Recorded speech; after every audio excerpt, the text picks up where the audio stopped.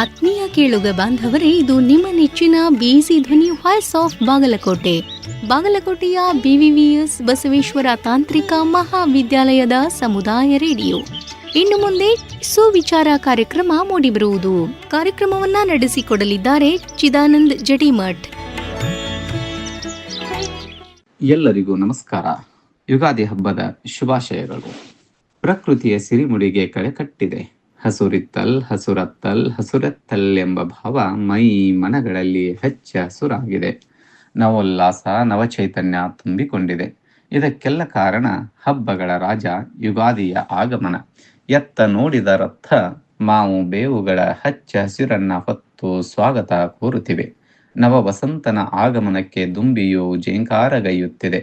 ಪ್ರಕೃತಿ ತೋರಣ ಕಟ್ಟಿ ಸಜ್ಜಾಗಿ ನಿಂತಿದೆ. ನವ ವಧುವಿನಂತೆ ಶೃಂಗಾರಗೊಂಡ ಇಡೀ ನಿಸರ್ಗವು ತನ್ನ ನಲ್ಲನಾದ ವಸಂತನ ಆಗಮನಕ್ಕೆ ಕಾಯ್ದು ಕುಳಿತ ಕಾಲ. ಸುಗ್ಗಿ ಮುಗಿಸಿದ ಅನ್ನದಾತನ ಮೊಗದಲ್ಲಿ ಮುಗುಳ್ನಗೆಯ ಹೊಂಬೆಳಕು ಚೆಲ್ಲುವ ಕಾಲ. ನೂತನ ವರ್ಷಾರಂಭದ ಶುಭ ಸಂದರ್ಭದಲ್ಲಿ ನಾವೀನ್ಯತೆಯ ಸಿಹಿ ಸಿಂಚನ ಚೆಲ್ಲುವ ಈ ಯುಗಾದಿಯು ನವ ಕನಸುಗಳಿಗೆ ನವ ಭಾವನೆಗಳಿಗೆ ಪುಷ್ಪಗ ಮೃದುತ್ವವನ್ನ ಚಿಮುಕಿಸುತ್ತದೆ. ಈ ಯುಗಾದಿಯ ಸಂಭ್ರಮ ನಿಜಕ್ಕೂ ಅವರ್ಣನೀಯ ಅಲ್ಲವೇ? ಯುಗಾದಿ ಇದರ ತದ್ಭವ ರೂಪವೇ ಉಗಾದಿ. ಇದು ಮೂಲತಃ ಸಂಸ್ಕೃತ ಭಾಷೆಯ ಯುಗ ಮತ್ತು ಆದಿ ಎಂಬೆರಡು ಶಬ್ದಗಳಿಂದ ಉತ್ಪನ್ನವಾದದ್ದು. ಯುಗ ಎಂದರೆ ಸೃಷ್ಟಿ ಅಥವಾ ಕಾಲಘಟ್ಟ, ಆದಿ ಎಂದರೆ ಪ್ರಾರಂಭ. ಯುಗಾದಿ ಇದರ ಅರ್ಥ ಸೃಷ್ಟಿಯ ಅಥವಾ ನೂತನ ಕಾಲಘಟ್ಟದ ಪ್ರಾರಂಭ ಎಂದಾಗುತ್ತದೆ. ವೈವಿಧ್ಯತೆಯಲ್ಲಿ ಏಕತೆಯ ಸಂದೇಶವನ್ನ ಇಡೀ ಜಗತ್ತಿಗೆ ಸಾರುವ ಭಾರತ ದೇಶದಲ್ಲಿ ಯುಗಾದಿ ಹಬ್ಬವನ್ನು ಬೇರೆ ಬೇರೆ ಕಡೆಯಲ್ಲಿ ಬೇರೆ ಬೇರೆ ಹೆಸರಿನಿಂದ ಕರೆಯಲಾಗುತ್ತದೆ. ಅಷ್ಟೇ ಅಲ್ಲದೆ ವಿಶಿಷ್ಟವಾಗಿ ಹಾಗೂ ವಿಭಿನ್ನವಾಗಿ ಯುಗಾದಿಯನ್ನ ಆಚರಿಸುವುದು ವಾಡಿಕೆ. ನಮ್ಮ ಕರ್ನಾಟಕ ರಾಜ್ಯದಲ್ಲಿ ನಾವು ಯುಗಾದಿ ಅಥವಾ ಉಗಾದಿ ಎಂಬ ಹೆಸರಿನಿಂದ ಕರೆದರೆ, ಮಹಾರಾಷ್ಟ್ರದಲ್ಲಿ ಗುಡಿಪಾಡ್ವಾ ಎಂಬ ಹೆಸರಿನಿಂದ ಕರೆಯುತ್ತಾರೆ. ಉತ್ತರ ಭಾರತದಲ್ಲಿ ಇದೇ ಹಬ್ಬವನ್ನ ಬೈಸಾಖಿ ಎಂಬ ವಿಶಿಷ್ಟ ನಾಮದೊಂದಿಗೆ ಗುರುತಿಸಲಾಗುತ್ತದೆ. ವೈವಿಧ್ಯತೆಯ ಆಚರಣೆಗಳೊಂದಿಗೆ ಎಲ್ಲರೂ ಸೇರಿ ಭೇದ ಭಾವವನ್ನ ಮರೆತು ಸಂಭ್ರಮಾಚರಣೆಯಲ್ಲಿ ಮೈಮರೆಯುತ್ತಾರೆ. ತ್ರಿಮೂರ್ತಿಗಳಲ್ಲಿ ಒಬ್ಬನಾದ ಸೃಷ್ಟಿಕರ್ತ ಬ್ರಹ್ಮದೇವನು ಬ್ರಹ್ಮಾಂಡವನ್ನ ಸೃಷ್ಟಿಸಿದ ಅದ್ಭುತ ಸುದಿನವೇ ಈ ಯುಗಾದಿ. ಮರ್ಯಾದಾ ಪುರುಷೋತ್ತಮನಾದ ಶ್ರೀರಾಮಚಂದ್ರನು ಲಂಕಾದೇಶ ರಾವಣನನ್ನ ತನ್ನ ದಿವ್ಯ ಸಾಮರ್ಥ್ಯದಿಂದ ಸಂಹರಿಸಿ ಸೀತಾಮಾತೆಯ ಸಮೇತರಾಗಿ ಅಯೋಧ್ಯೆಗೆ ಆಗಮಿಸಿ ಮರು ಪಟ್ಟಾಭಿಷಿಕ್ತನಾದ ಅಮೃತ ಗಳಿಗೆಯೇ ಈ ಯುಗಾದಿ ಹಬ್ಬ. ಹಿಂದೂ ಪಂಚಾಂಗ ಮತ್ತು ಶಾಸ್ತ್ರಗಳ ಪ್ರಕಾರ ಯಾವುದೇ ಮಂಗಳ ಕಾರ್ಯಗಳನ್ನ ಮಾಡಲು ಮುಹೂರ್ತಗಳನ್ನ ನೋಡುವುದು ವಾಡಿಕೆ. ಆದರೆ ಯುಗಾದಿ, ವಿಜಯದಶಮಿ, ಬಲಿಪಾಡ್ಯಮಿ ಹಾಗೂ ಅಕ್ಷಯ ತೃತೀಯ ದಿನಗಳಂದು 3 ಮುಹೂರ್ತಗಳಲ್ಲಿ ಕೈಗೊಳ್ಳುವ ಯಾವುದೇ ಶುಭ ಕಾರ್ಯ ಮತ್ತು ಮಂಗಳ ಕಾರ್ಯಗಳು ವಿಘ್ನಗಳಿಲ್ಲದೆ ಸುಸೂತ್ರವಾಗಿ ನಡೆಯುತ್ತವೆ ಎಂಬ ನಂಬಿಕೆ ಪೂರ್ವಜರ ಕಾಲದಿಂದಲೂ ಅಸ್ತಿತ್ವದಲ್ಲಿದೆ. ಚೈತ್ರ ಮಾಸದ ಮೊದಲ ದಿನವಾದ ಯುಗಾದಿಯಂದು ಮನೆ ಮಂದಿಯೆಲ್ಲ ನಸುಕಿನಲ್ಲಿ ಎದ್ದು ಎಣ್ಣೆ ಹಾಗೂ ಬೇವಿನೆಲೆಗಳನ್ನು ಸ್ನಾನದ ನೀರಿಗೆ ಹಾಕಿಕೊಂಡು ಅಭ್ಯಂಜನ ಮಾಡುವುದು ಅದೆಂತಹ ಸುಖಾನುಭವ ಅಂತೀರಿ. ಹಬ್ಬಕ್ಕೆಂದು ತಂದ ಹೊಸ ಬಟ್ಟೆ ತೊಟ್ಟು ಸೂರ್ಯ ನಮಸ್ಕಾರದೊಂದಿಗೆ ಇಷ್ಟ ದೇವರ ಪೂಜೆ ಪುನಸ್ಕಾರಗಳಲ್ಲಿ ತಮ್ಮನ್ನು ತಾವು ತೊಡಗಿಸಿಕೊಳ್ಳುವ ಮೂಲಕ ನೂತನ ವರ್ಷಾಚರಣೆಯ ಸ್ವಾಗತವನ್ನ ಮಾಡಿಕೊಳ್ಳಲಾಗುತ್ತದೆ. ಸಂಬಂಧಿಕರು ಹಾಗೂ ಸ್ನೇಹಿತರಿಗೆ ಬೇವು ಬೆಲ್ಲಗಳ ಸಮ್ಮಿಶ್ರಣವನ್ನ ಹಂಚುವ ಪದ್ಧತಿ ಈಗಲೂ ರೂಢಿಯಲ್ಲಿದೆ.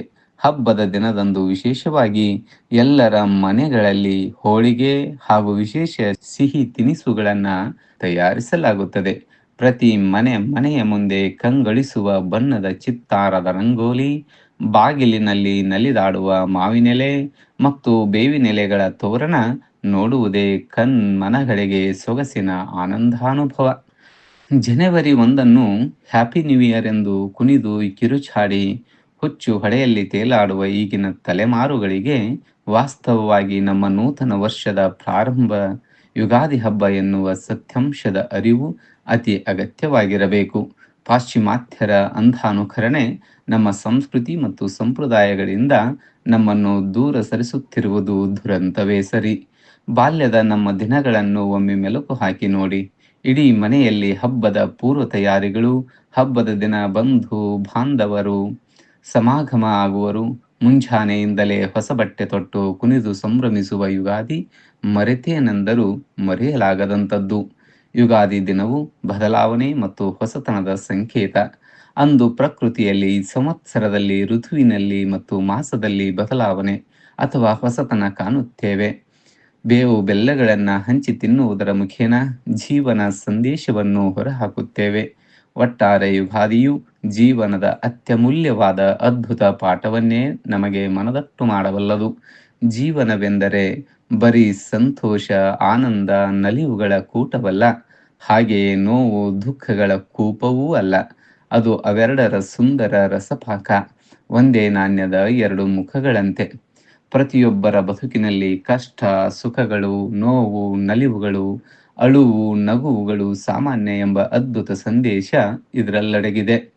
ಬೆಲ್ಲವು ಶಾಖವಾಹಕವಾಗಿ ಕಾರ್ಯನಿರ್ವಹಿಸಿದರೆ ಬೇವು ಬೆಂದ ಮನಕ್ಕೆ ತಂಪೆರೆಯುವ ಅದ್ಭುತ ಅಮೃತವೆಂಬ ಸತ್ಯ ಸಂಗತಿ ಯುಗಾದಿಯ ದಿನ ನೆನಪಾಗದೆ ಇರದು. ಚಳಿಗಾಲದಲ್ಲಿ ತನ್ನೆಲ್ಲ ಎಲೆಗಳನ್ನು ಉದುರಿಸಿ ಬರಡು ಬೋಳಾದ ಗಿಡಮರಗಳು ವಸಂತ ಋತುವಿನಲ್ಲಿ, ಚೈತ್ರ ಮಾಸದಲ್ಲಿ ಮತ್ತೆ ಮರುಜೀವದೊಂದಿಗೆ ಜೀವನದ ಶಾಶ್ವತತೆ ಮತ್ತು ಭರವಸೆಯ ಆಶಾಕಿರಣವನ್ನ ಹೊತ್ತು ತರುತ್ತದೆ. ಕಾಲಚಕ್ರಗತಿಯಲ್ಲಿ ಸಹನೆ, ತಾಳ್ಮೆಯಿಂದ ಇದ್ದು ಗೆದ್ದು ತೋರಿಸಬೇಕೆಂಬ ಸಂದೇಶವನ್ನ ಪ್ರಕೃತಿ ಮಾತೆ ರವಾನಿಸುವಂತಿದೆ. ಬಾಹ್ಯ ರೂಪದಿಂದ ಅನಾಕರ್ಷಕ ಎನಿಸಿದರೂ ಆಂತರಂಗಿಕವಾಗಿ ತನ್ನ ಇಂಪಾದ ಕಂಪಿನ ಕೊರಳಿನಿಂದ ಪ್ರಕೃತಿಯ ಚಿಗುರೆಲೆಗಳನ್ನು ಸಂತಸದಿ ತಿಂದು ಹಾಡುವ ಕೋಗಿಲೆಯ ನಾದಕ್ಕೆ ಮನಸೋಲದವರು ಉಂಟೆ?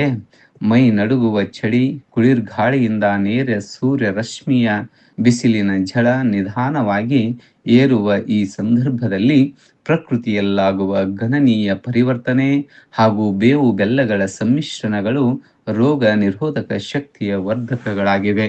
ಬೇಸತ್ತ ಮನಸ್ಸುಗಳಿಗೆ ಪ್ರೀತಿಯ ಸಾಂತ್ವನ ಹಾಗೂ ಚೈತನ್ಯದ ಹೊಳೆಯನ್ನೇ ಈ ಯುಗಾದಿ ಹಬ್ಬ ಹರಿಸುತ್ತದೆ ಅಲ್ವೇ? ಹಾಗಾಗಿನೇ ಬೇಂದ್ರೆಯವರ ಆ ಪದ್ಯ ನಮಗೆ ಸದಾ ನೆನಪಿನಲ್ಲಿರುವುದು.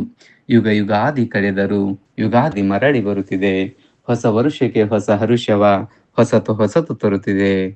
ಎಲ್ಲರಿಗೂ ಶುಭವಾಗಲಿ. ಧನ್ಯವಾದಗಳು. ಇದುವರೆಗೆ ಇಂದಿನ ಸುವಿಚಾರ ಕಾರ್ಯಕ್ರಮವನ್ನ ನಡೆಸಿಕೊಟ್ಟವರು ಚಿದಾನಂದ್ ಜಡಿಮಠ್. ಕಾರ್ಯಕ್ರಮ ಮೂಡಿ ಬಂದದ್ದು ಬಿಸಿ ಧ್ವನಿ 90.4 FM ಕಂಪನಾಂಕಗಳಲ್ಲಿ ಬಾಗಲಕೋಟೆಯ BVVS ಬಸವೇಶ್ವರ ತಾಂತ್ರಿಕ ಮಹಾವಿದ್ಯಾಲಯದ ಸಮುದಾಯ ಬಾನುಲಿ ಕೇಂದ್ರದಿಂದ.